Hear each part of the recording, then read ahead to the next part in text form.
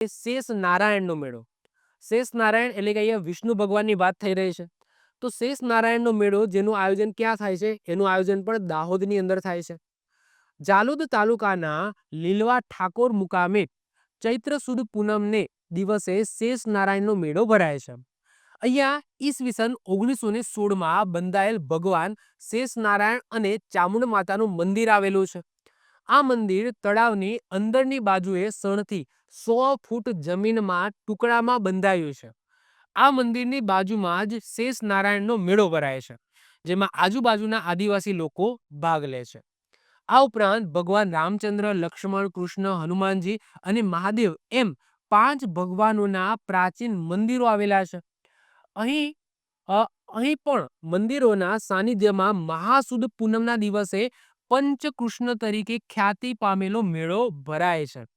તો 2 જગ્યાએ મેળો ભરાય છે. પહેલો મેળો તો અહીંયા ચૈત્ર સુદ પૂનમ જે શેષ નારાયણનો મેળો દાહોદ જિલ્લાની અંદર કઈ જગ્યાએ? તો જ્યાં શેષ નારાયણ અને ચામુંડ માતાનું મંદિર આવેલું છે.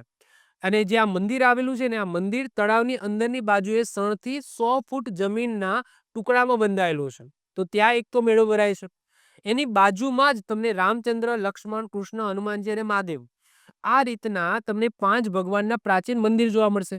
તો એ જગ્યાએ પણ મહાસુદ પૂનમે પંચકૃષ્ણ તરીકે ઓળખાતો એવો મેળો ભરાય છે. અહીંયા મેળામાં ઢોલ અને વાજિંત્રો સાથે આદિવાસી સ્ત્રી પુરુષ નૃત્ય કરતા જોવા મળે છે. ડિટેલ્સમાં આગળ વધીએ તો આ મેળામાં શેષ નારાયણ ભગવાનની બાધા પણ છોડાવવામાં આવે છે. સામે લીલવા ઠાકોર મુકામે યોજાતા મેળામાં આદિવાસી લોકો શ્રદ્ધાપૂર્વક ભાગ લે છે. આ મેળામાં સ્ત્રી પુરુષો નાચે છે, ચકડોળની મજા માણે છે.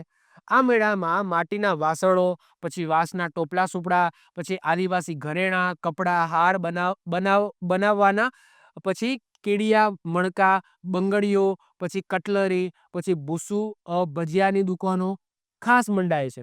આ ઉપરાંત લોખંડના ઓજારો અને તીર કામઠાનો પણ વેપાર થાય છે.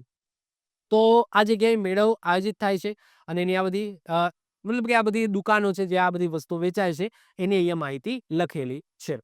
આવી જ રીતના ઓછા સમયની અંદર મહત્વપૂર્ણ નોલેજ મેળવવા માટે અને મને સપોર્ટ કરવા માટે આજે જ આપણી યુટ્યુબ ચેનલ ટીચિંગ કિશન ક્લિપને સબસ્ક્રાઇબ કરો.